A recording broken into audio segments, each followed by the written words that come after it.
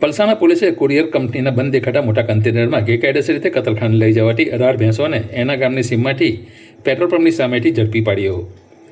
ગૌરક્ષક માહિરભાઈ જૈન અને તેમની ટીમને મળેલી ચોક્કસ બાતમી આધારે આ કાર્યવાહી કરવામાં આવી હતી. વડોદરા જિલ્લાના કરજણ તાલુકાના વોલણ ખાતેથી માલેગાંવ કતલખાને લઈ જવાતી ભેંસો કન્ટેનર નંબર GJ27TT 6990માં પૂરતાપૂર્વક ખીચોખીચ બાંધેલી મળી આવી હતી.